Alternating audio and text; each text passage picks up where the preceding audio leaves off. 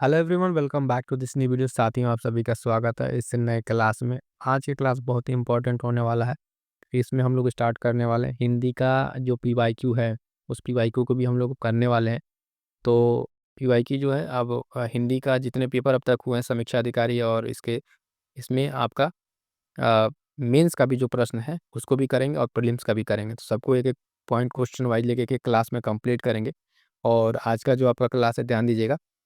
ये जो मुख्य परीक्षा 2021 का सामान्य हिंदी का प्रश्न पत्र उसको आज हम लोग सॉल्व करेंगे। क्लियर है?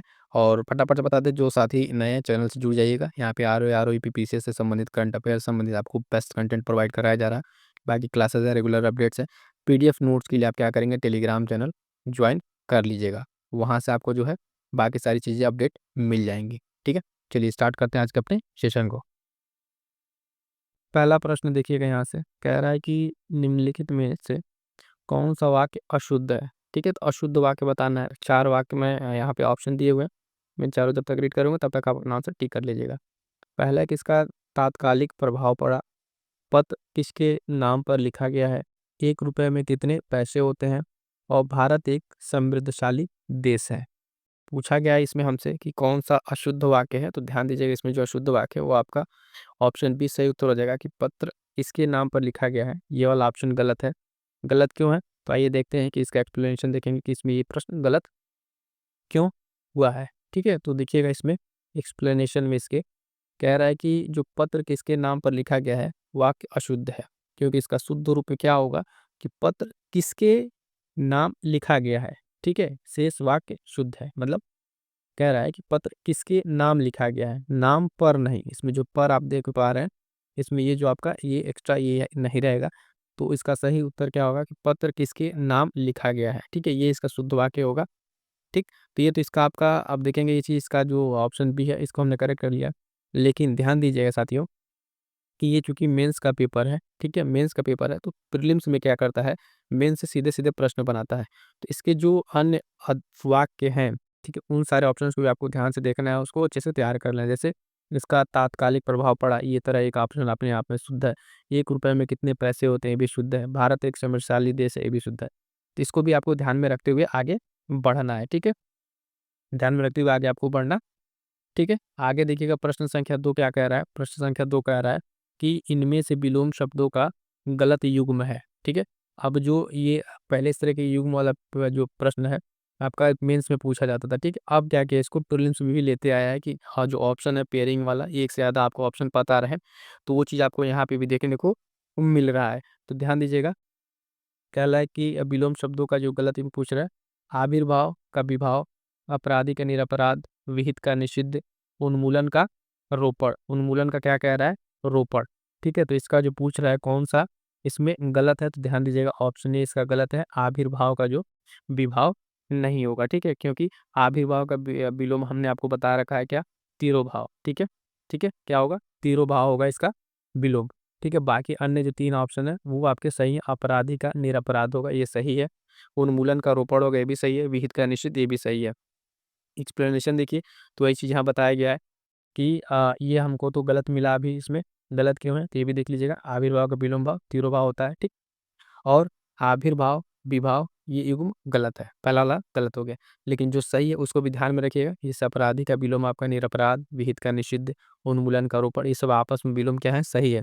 यहीं से जो है प्रीलिम्स में जब आपका प्रश्न बनेगा तो इसी तरीके के ऑप्शन को उठा के या तो डायरेक्ट इसमें से कोई 2 ऑप्शन लेकर बना दे, है ना।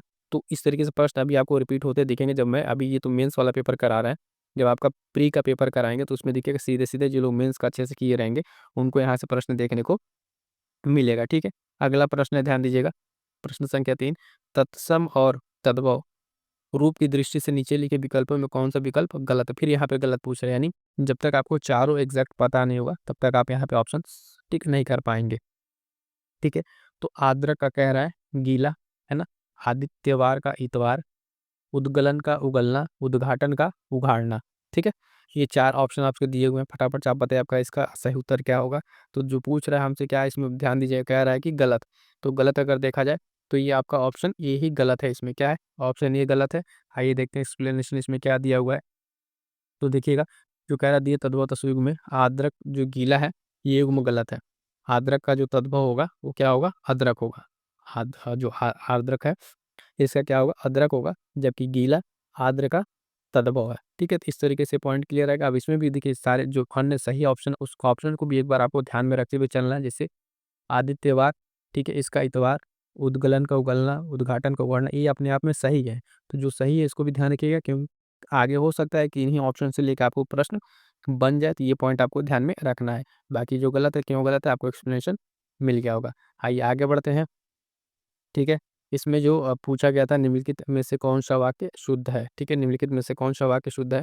तो मेरे लिए ठंडी बर्फ और गर्म आग लाओ, व्यायाम करना चाहिए जिससे कि स्वस्थ रहें, एक एक करके सभी मर गए, तुम्हारा यह कहना मेरे लिए बड़ी बात होगी। इसमें जो है शुद्ध अशुद्ध वाक्यों में देखें अगर आप, तो ये जो अगर ऑप्शन यहाँ पे दिया हुआ था, इसमें जो क्या किया था कि इसमें जो ऑप्शन है वो लगभग वो सभी में त्रुटियां थी, कोई वाक्य इसमें शुद्ध नहीं था। तो एक बार इसको यहाँ पे जो शुद्ध देख लिए, शायद इसको डिलीट करना पड़ा था इस प्रश्न को। तो सभी इसके शुद्ध वाक्य देख लिए, इस तरह शुद्ध दिया हुआ है और शुद्ध वाक्य, तो जो चारों वाक्य हैं इसके आप शुद्ध एक बार देख लीजिए। कह रहा है कि मेरे लिए ठंडी बर्फ और गर्म आग लाओ, तो इसका शुद्ध वाक्य क्या होगा कि मेरे लिए बर्फ और आग लाओ। अब बर्फ है तो ठंडा तो होगा ही, आग है तो गर्म होगी ही। ठीक है, तो ये चीज़ में क्लियर हो गया होगा आपको क्यों गलत है। दूसरा कह रहा है व्यायाम जो आप करना चाहिए जिससे कि स्वस्थ रहें, व्यायाम करना चाहिए ताकि स्वस्थ रहें। ठीक है, व्यायाम करना चाहिए ताकि स्वस्थ रहें, तो ये बात इसका यहाँ पे सही उत्तर होगा। जो आप देखेंगे शुद्ध वाक्य, एक एक करके सभी मर गए। ठीक है, एक एक कर सभी मर गए, एक एक कर सभी मर गए। ठीक है, एक एक करके नहीं, एक एक कर सभी मर गए, ये आपका शुद्ध से शुद्ध वाक्य होगा। अगला जो है आप देखिएगा, तुम्हारा यह कहना मेरे लिए बड़ी बात होगी, तुम्हारा यह कहना मेरे लिए बड़ी बात होगी, यह शुद्ध वाक्य है। शुद्ध इसका क्या होगा, तो ध्यान दीजिएगा, तुम्हारा यह कहना मेरे लिए बड़ी बात होगी। ठीक है, तुम्हारा यह कहना मेरे लिए बड़ी बात होगी। ठीक है, इस वाले में अगर आप देखेंगे बहुत छोटा सा अंतर है, यहाँ पे बात होगी और ये बात होगा। ठीक है, यहाँ पे आपको अंतर समझ में आएगा। ठीक है, पूरा पूरा स्टेटमेंट आपको सही दिखे, लेकिन बस जो आपका यहाँ पे इसका अंतर इसमें, इस वजह से बाकी शुद्ध शुद्ध आपको देखने को मिला है। ठीक है, आगे बढ़ते हैं, देखते हैं नेक्स्ट प्रश्न को। अगला प्रश्न है जो कह रहा है, ध्यान दीजिएगा, कि निम्नलिखित में से एक गलत तथ्य है। ठीक है, कौन सा तथ्य गलत है वो ध्यान दीजिएगा। पहला कह रहा है विशेषण से संज्ञा की व्याप्ति परिमित हो जाती है। दूसरा कह रहा है जिस विकारी शब्द से संज्ञा की व्याप्ति मर्यादित होती है उसे विशेषण कहते हैं। प्रयोग की स्थिति के आधार पर अंकित शब्द विशेषण और विशेष्य दोनों है, और विशेषण शब्द सदैव विशेष्य के पहले प्रयुक्त होता है और विशेष्य के बाद कभी प्रयुक्त नहीं होता है। ठीक है, क्या कह रहा है, कभी प्रयुक्त नहीं होता है। तो अगर आप देखेंगे तो ये वाला ऑप्शन अगर आपको लगे, तो ये जो आपका डी वाला आपका यहाँ पे गलत तथ्य है, क्योंकि इसमें जो कह रहा है सभी प्रयुक्त नहीं होता है, तो ये बात बिल्कुल गलत है। और तीन बात अपने आप में क्या है, ये सही है।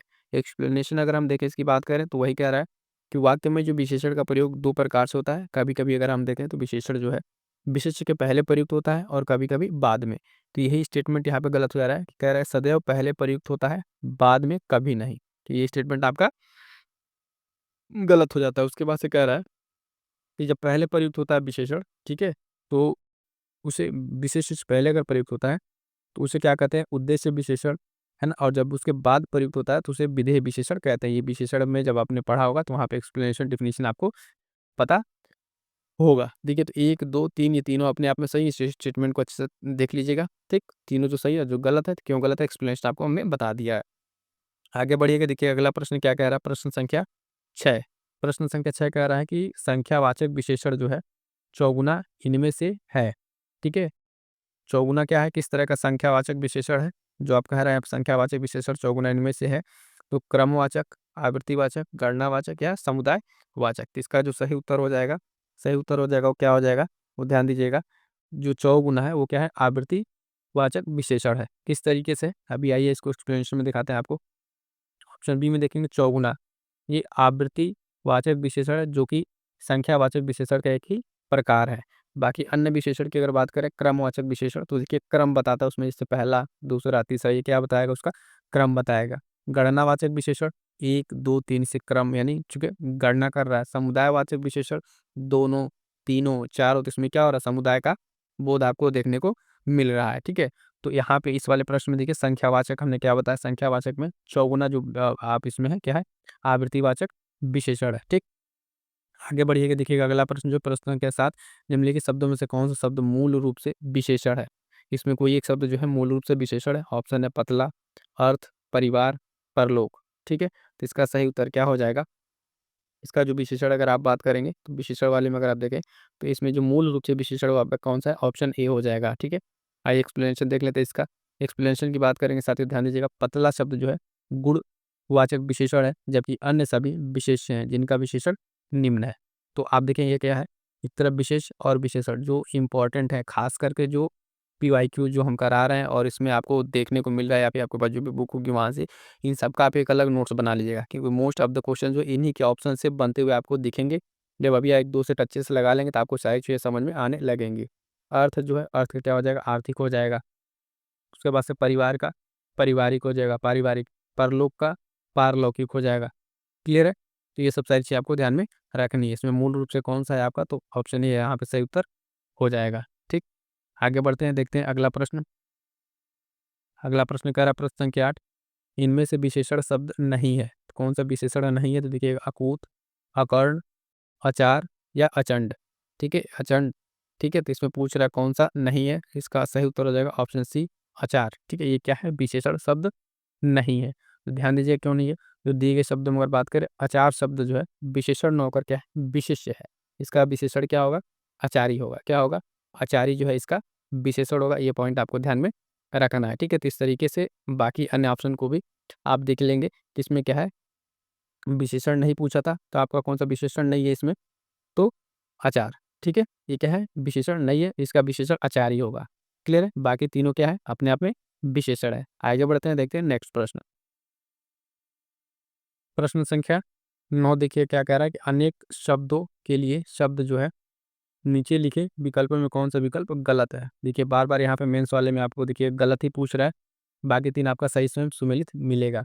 जंगल की आग को दावानल कहते हैं, सही बात है। समुद्र की आग बड़वा नल, ये भी ठीक है। पेट की आग जठराग्नि, पेट की आग जठराग्नि, ये भी सही है। तो आदि से जो अंत है, आदि से जो अंत है ना, तो ये अनंत कह रहा है, तो ये चीज़ आपका क्या होगा, यही आपका यहाँ पे गलत है। आइए एक्सप्लेनेशन देख लेते हैं। तीन चीज़ तो आपको एकदम क्लियर ही होगा कि जंगल की आग दावानल, समुद्र की आग बड़वा नल, पेट की आग जठराग्नि। एक्सप्लेनेशन देखिएगा इसका, कह रहा वाक्यांश में आदि से अंत के लिए एक शब्द जो प्रयुक्त होता है आदोपांत। ठीक है, अदोपांत ये उपयोग होता है।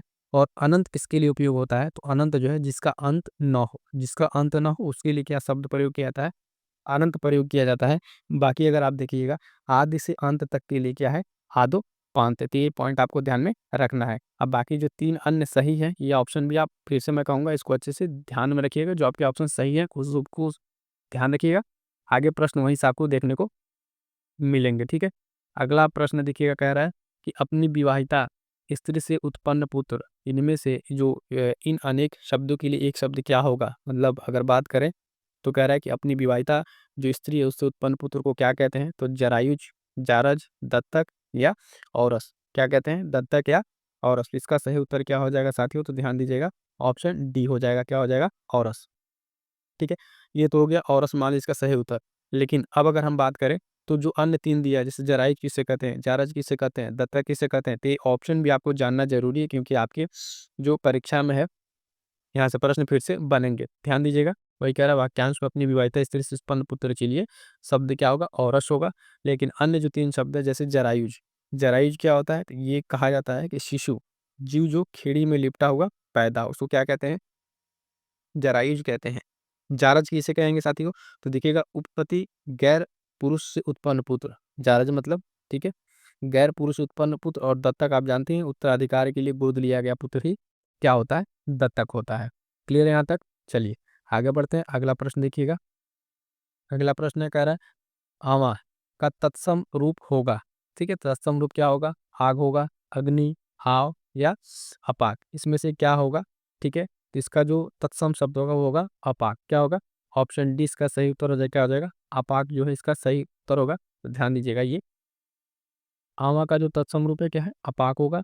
दिए गए शब्दों में अग्नि का, अग्नि जो है आग का तत्सम रूप है। ठीक है, अग्नि क्या है, ये अग्नि आग का क्या है, तत्सम रूप है। ठीक, बाकी ऑप्शन क्लियर होंगे। आगे बढ़िएगा, देखिएगा अगला प्रश्न 12 नंबर, इनमें से सरल शब्द का विलोम नहीं है, सरल शब्द का विलोम नहीं है, तो ध्यान दीजिए, कह रहा ऑप्शन विरल, वक्र, कुटिल, कठिन। यानी सरल का विलोम क्या हो सकता है? कुटिल, वक्र हो सकता है, ठीक है, कठिन। इसमें क्या कह रहा है, कौन सा नहीं है? ध्यान दीजिएगा, इसमें सरल का विरल जो है ये विलोम नहीं है, ऑप्शन ए। 12 की बात करें तो सरल का विलोम कौन सा नहीं है? तो देखिएगा, सरल का विलोम विरल आपका सघन का होगा, जो विरल है ये इसका सरल का नहीं है, सरल विगन इसमें आता है, जबकि सरल का अन्य विलोम शब्द में सरल के विलोम है, यानी जो बाकी शब्द है इसमें वक्र हो गया, कठिन, कुटिल, ये सब क्या हो जाएंगे? सरल के विलोम शब्द हो जाएंगे। और इसमें जो विरल है ये इसका नहीं होगा, क्योंकि विरल जो सघन विरल का अपने आप में विलोम एक जगह बनता है। क्लियर है यहाँ तक? चलिए अगला देखिए, अगला प्रश्न कह रहा है 13 नंबर, जो ज्ञात इतिहास से पहले का हो उसके लिए एक शब्द क्या कहें? ठीक है, तो उसके लिए एक शब्द क्या कहेंगे? अनैतिहासिक, ऐतिहासिक, प्रागैतिहासिक, या इनमें से कोई नहीं। ठीक है, तो उसके लिए क्या कहा जाता है? प्रागैतिहासिक, उसके लिए एक शब्द दिया जाता है। क्लियर है? आइए एक्सप्लेनेशन देखिए बाकी अन्य शब्दों का इसमें। तो जो ज्ञात इतिहास से पहले का हो उसे क्या कहते हैं? प्रागैतिहासिक कहते हैं। ये चीज़ आपको जो है हो गया। अनैतिहासिक किसको कहते हैं और ऐतिहासिक किसको कहते हैं? 2 टर्म और है, इसको जान लीजिए। तो ये जो किसको कहा था, जो इतिहास से संबंधित ना हो उसको अनैतिहासिक कहते हैं। ऐतिहासिक किसे कहते हैं? जो इतिहास से संबंधित हो। तो ये 2 पॉइंट भी आपको क्लियर होने चाहिए।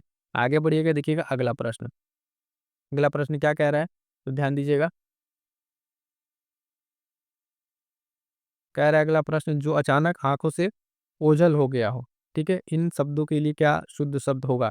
जो अचानक आँखों से ओझल हो जाए उसको कहेंगे अंतर्ध्यान, अंतर्ध्यान, अंतर्धान, ठीक है, अंतर्धान, ठीक है। इस ऑप्शन में आपको देख के बताना है कौन सा इसका सही होगा। तो ध्यान दीजिएगा, इसका जो सही उत्तर होगा अंतर्धान जो है, ऑप्शन सी सही उत्तर होगा इसका। ठीक है, यूपीपीसीएस आरओ मेंस हिंदी 2021 का पेपर है। ठीक है, तो ये आप एग्जाम डेट के हिसाब से आपको पेपर पैटर्न आपको यहाँ पे देखने को मिल रहा है। तो जो अचानक आंखों से ओझल हो गया उसके लिए एक शब्द क्या है? अंतर्धान, ऑप्शन सी क्या हो जाएगा यहाँ पे सही उत्तर हो जाएगा। क्लियर है? आइए बढ़ते हैं नेक्स्ट प्रश्न की तरफ। प्रश्न संख्या 15 क्या कह रहा है? निम्नलिखित में विलोम शब्द का सही युग्म बताना है। अब देखिएगा यहाँ पे आपसे सही पूछ रहा है, इसके पहले गलत पूछता था, यानी 3 आपका यहाँ पे गलत दिया होगा। तो आगरा का विग्रह कह रहा है, आगरा का विग्रह ये सही नहीं होगा। ठीक है, गणतंत्र, लोकतंत्र, हाकेड़ का विकीर्ण, थोक परचून। आप फटाफट से देख अपना आंसर टिक कीजिए, फिर मैं आंसर आपको बताता हूँ। इस तरीके से थोड़ा सा आपका भी आंसर बता लेंगे तो सही रहेगा। देखिएगा, तो सही युग्म की बात किया है तो देखिएगा ऑप्शन सी होगा आर्किड का विकेट, ये आपका सही होगा। ऑप्शन सी आपका तो सही हो गया, लेकिन इसके साथ मैं जैसा आपको बता रहा हूँ कि जो अन्य ऑप्शन अब ये क्यों गलत है उसको भी आपको देखना चाहिए। आइए देखते हैं इसको। ठीक है, तो देखिएगा, कह रहा है कि ऑप्शन सी जो है आकीर्ण का विकीर्ण विलोम सही है। बाकी जो गलत है उनका सही किस तरीके से क्या होगा? तो आग्रह का अनाग्रह होगा, न कि विग्रह होगा। आग्रह का विलोम अनाग्रह। गणतंत्र का आपका विलोम क्या होगा? राजतंत्र होगा, न कि लोकतंत्र होगा। थोक का क्या होगा? फुटकर होगा, थोक का फुटकर होगा। क्या होगा? थोक का फुटकर होगा। और एक और है यहाँ पे अनुग्रह, अनुग्रह का क्या होगा? विग्रह होगा। अनुग्रह का विलोम क्या होगा? विग्रह होगा। ठीक है, तो साथियों एक चीज़ ये है कि देखिए इतनी सारी क्लासेस जो आरओ एआरओ स्पेशल आपके लिए कराई जा रही है, करंट अफेयर कराया जा रहा है, इसको थोड़ा सा जब आप क्लास देख रहे हैं ना, क्लास को लाइक वाइक कर दिया कीजिए। इससे ये होता है कि इसकी जो चीज़ें हैं और जो आपसे एक पॉजिटिव कमेंट बन पा रहा है उसको कर दीजिए, ताकि बाद में जो लोग वीडियो देखते हैं उनके लिए एक लगे कि हाँ, क्लास में क्या है, किस तरीके से क्या चीज़ें हैं, वो उनको कमेंट देख के बाकी चीज़ देख के समझ में आ जाती हैं। और थोड़ा अपने साथियों तक जो है इसको शेयर वगैरह कर दिया कीजिए, ठीक है? जब एक एक प्रॉपर शेड्यूल में आपको सारी चीज़ें कराई जा रही हैं, तो आपके लिए काफ़ी हेल्पफुल है। टेस्ट सीरीज़ भी एक निश्चित अंतराल पे कराया जा रहा है, हिंदी करा ही रहे हैं, करंट अफेयर आपके लिए करा ही रहे हैं, ठीक है? तो ये सब बाकी चीज़ें और बाकी समय-समय पे जो चीज़ें अवेलेबल कराई जा सकती हैं, उसके लिए आप टेलीग्राम से जुड़ी जाइएगा, वहाँ पे हम आपको अवेलेबल करा देते हैं, ठीक? पीडीएफ वगैरह के लिए। आगे बढ़िए देखिएगा अगला प्रश्न। अगला प्रश्न कह रहा है साथियों ध्यान दीजिएगा कि निम्नलिखित में से एक अशुद्ध वाक्य है। ये जो वाक्य वाला शुद्ध-अशुद्ध वाला इसको ध्यान से पढ़िएगा। कह रहा है पूज्यास्पद व्यक्ति का सम्मान करना चाहिए। दक्षिण भारत के लोग हिंदीतर भाषी हैं। सुरेखा ने गीत की 2-4 कड़ियाँ गाई। अब परीक्षा प्रणाली क्या होनी चाहिए? बदलनी चाहिए। तो इसमें कह रहा है अशुद्ध वाक्य की अगर आप बात करेंगे, है ना? अशुद्ध वाक्य की बात करेंगे तो इसमें कौन सा शुद्ध होगा? फटाफट से आंसर बताइए। तो इसका जो सही उत्तर होगा साथियों वो ऑप्शन ए होगा, ठीक है? ये जो ऑप्शन आपका अशुद्ध है, तो आइए इसको शुद्ध करके देखते हैं, इसका क्या होगा। पूज्यास्पद व्यक्ति का सम्मान करना चाहिए। इसमें जो पूज्यास्पद है, शब्द की वर्तनी क्या है, अशुद्ध है। इसका शुद्ध रूप क्या होगा, पूजास्पद। पूजास्पद होगा, क्या होगा, यानी जो वाक्य में आपका यहाँ पे दिया हुआ है ना, जबकि शेष वाक्य क्या कह रहे हैं यहाँ पे, शुद्ध है। तो दक्षिण भारत के लोग हिंदी तरभाषी, ये सही है। सुरेखा ने गीत की 2-4 कड़ियाँ गाई, ये भी सही है। अब परीक्षा प्रणाली बदलनी चाहिए, भी सही है। तो जो गलत था इसमें सिर्फ ये शब्द गलत था। आप देखेंगे ये वाला जो पूज्यास्पद है ये गलत है, इसका सही क्या है, पूजास्पद सही होगा। ठीक, आगे बढ़िएगा, देखिएगा अगला प्रश्न। कह रहा है उपत्यका का जो है विलोम शब्द क्या है।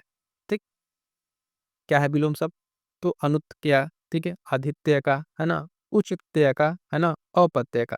तो इसका जो सही उत्तर क्या हो जाएगा, उपत्यका का विलोम अगर आप बात करें तो आदित्य का हो जाएगा। ऑप्शन बी सही उत्तर हो जाएगा। क्या हो जाएगा, ऑप्शन बी इसका क्या हो जाएगा, सही उत्तर हो जाएगा। उपत्यका का विलोम आदित्य का। क्लियर है, आगे बढ़ेंगे, देखेंगे अगला प्रश्न।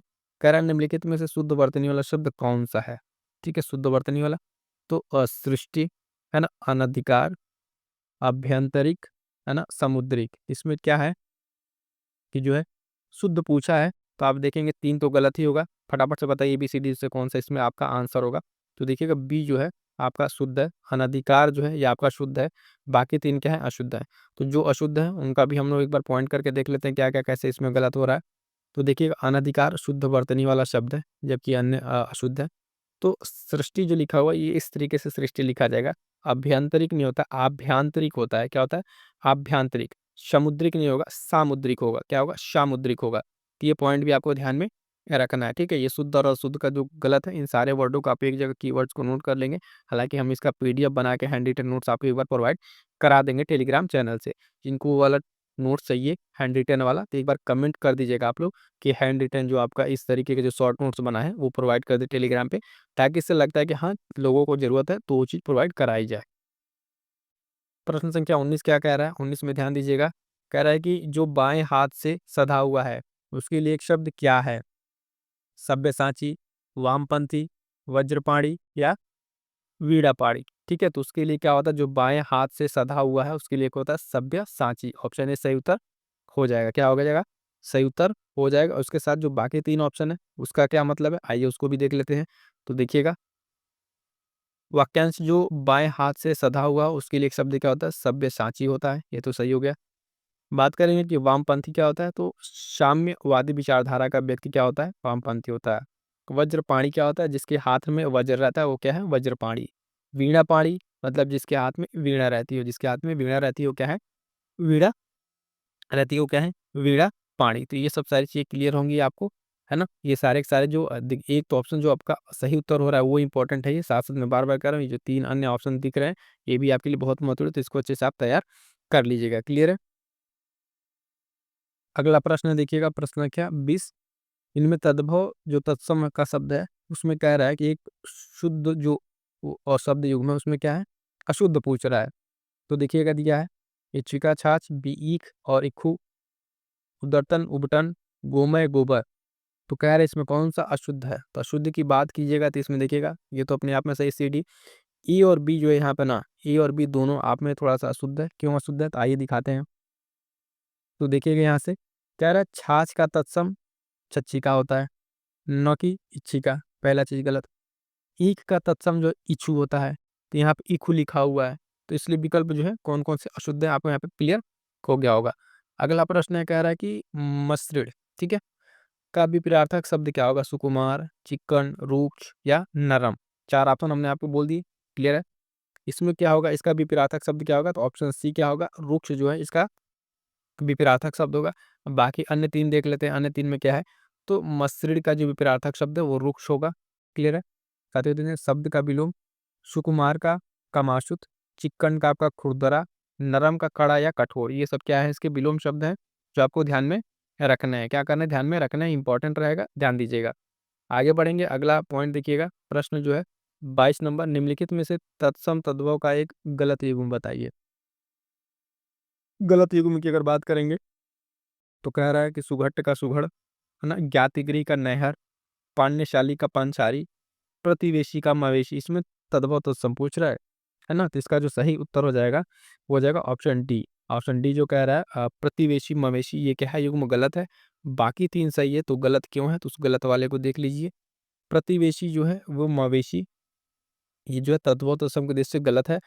क्योंकि क्यों गलत है प्रतिवेशी मवेशी, तो प्रतिवेशी का तद्भव पड़ोसी, जबकि अन्य युग्म क्या है यहाँ पे सही है। यानी प्रतिवेशी का तद्भव क्या होगा, मवेशी न होगा, क्या होगा, पड़ोसी होगा। और बाकी 3 क्या-क्या इसमें जो दिया हुआ है सही है। तो देखिएगा ज्ञातिगृह का नैहर, सुघट्ट का सुघड़, पान्यशाली का पंसारी, तीनों आपस में क्या है, ये सही है। ठीक है, आगे बढ़ेंगे, देखेंगे अगला प्रश्न। कह रहा है मोक्ष पाने की इच्छा करने वाला, इसके लिए शब्द के लिए एक शब्द क्या होगा, तितिक्षा, तितिर्षु, तितिक्षु या मरजीवा, है ना। तो जो मोक्ष पाने की इच्छा रखता हो, क्या हो, मोक्ष पाने की इच्छा रखता हो, उसके लिए अगर हम बात करेंगे तो क्या हो जाएगा, ऑप्शन बी तितिर्षु। ठीक है, तितिर्षु उसके लिए सही शब्द हो जाएगा। बाकी अन्य शब्द देख लीजिए, मोक्ष पाने की इच्छा वाला के लिए कहेंगे तितिर्षु। तितिक्षा किसे कहते हैं, तितिक्षा किस तरह की इच्छा है, तो सर्दी गर्मी दुख आदि सहन करने की शक्ति जो है वो तितिक्षा है। तितिक्षु की अगर बात करें जिसमें सहनशीलता हो। और मरजीवा क्या है, मर जाने, जो मर कर जीने वाला, ठीक है, मर कर जीने वाला क्या है, मरजीवा है। क्लियर है सारे ऑप्शंस। आइए आगे बढ़ते हैं, देखते हैं अगला प्रश्न। अगला प्रश्न कह रहा है अशुद्ध वर्तनी वाला शब्द है। अशुद्ध वर्तनी वाला शब्द कौन सा है, तो ध्यान दीजिएगा। कह रहा है उंगली, बांस, पांचवा या दांत। तो इसमें अशुद्ध वर्तनी किसका है, तो ध्यान दीजिएगा, इसमें जो पांचवा है, ऑप्शन सी, इसका अशुद्ध वर्तनी है। तो देख लीजिए क्यों अशुद्ध है। शब्द जो पांचवा है इसका शुद्ध रूप जो है पांचवा इस तरीके से लिखा जाएगा। तो इस पांचवे में, इस पांचवे में अंतर देख लिए कैसे होगा। बाकी शब्दों को जो शुद्ध वर्तनी अपने आप में दी हुई है, बांस, दांत, उंगली, ये पांचवा और ये पांचवा आप देख लीजिए क्यों गलत यहाँ पे दिखा रहा है। अगला प्रश्न देखिए, ये मेंस में जो प्रश्न है, यही प्रश्न आपका अभी 11 फरवरी वाले पेपर में भी बता दूं। ये वाला प्रश्न वर्तनी के जो अशुद्ध शब्द पूछ रहा है, ये पूछा हुआ था प्री वाले में। अनुग्रहित, है ना, अनुग्रहित, अनुग्रहित, है ना, अनुग्रहित, 4 शब्द है। आप देखिए इसमें कह रहा है कौन सा शुद्ध है, कौन सा शुद्ध है, तो आप ध्यान दीजिए यहाँ पे जो सही शुद्ध शब्द इसका ऑप्शन सी यहाँ पे सही उत्तर हो जाएगा। बाकी 3 जो क्या है अपने आप में गलत है, 3 क्या है अपने आप में गलत है, ये भी गलत, ये भी गलत। ठीक है, ये वाला सी वाला आपका क्या है, सही उत्तर हो जाएगा। अगला प्रश्न देखिएगा, प्रश्न के 26 कह रहा है निम्नलिखित में से तद्भव शब्द, निम्नलिखित में से तद्भव शब्द है तो भंडार, कुकुर, कटुक या मयंद। ठीक है, तो इसमें देखिएगा इसका एक्सप्रेशन देखिए, थोड़ा सा इसमें कुछ गड़बड़ है, ए और डी दोनों दिखा रहा है। तद्भव शब्द की बात करें तो भंडार तद्भव शब्द है जिसका तत्सम भांडागार है, जबकि मयंद शब्द भी तद्भव है, इसका तत्सम मृगेंद्र होगा। तो अन्य शब्द जो उसका बात करें, कुकुर का कुत्ता, कटुक का कड़ुआ। यानी इसके अगर ऑप्शन में देखें तो ए और डी क्या होगा, ए भांडार और मयंद दोनों तद्भव है, क्योंकि इसके तत्सम हमारे सामने मौजूद है, तो ये क्या हो जाएंगे, तद्भव हो जाएंगे। क्लियर है यहाँ तक। ये चला रखा है टॉपिक वाइज, मंथली मैगजीन का वो चल ही रहा है, और ये जब कंप्लीट हो जाएगा तब आपके लिए मंथली एमसीक्यू प्रैक्टिस करा देंगे। तो इस तरीके से अभी देखिए जो टॉपिक वाइज था इसमें इसके सब क्लासेस आ चुकी हैं, सारा टॉपिक वाइज जो एक्सप्लेन हमको डिटेल में करना रहता है वो यहाँ पे करा दिए। अब इस तरीके से आपका पूरा जब 1 महीने मान ली दिसंबर है तो हमने इसका क्या करा दिया, मंथली जो टॉपिक वाइज आपका करा दिया। ठीक है, जो इंपॉर्टेंट टॉपिक है, फिर वन लाइनर करा दिया और उसके बाद एमसीक्यू करा देंगे। अब इसके बाद से आपका कोई प्रश्न यहाँ से छूटेगा नहीं। कि पूरा सेशन आप साथी को कैसा लगा है कमेंट करके जरूर बताइएगा। मिलेंगे किसी नेक्स्ट क्लास में, तब तक के लिए थैंक यू सो मच।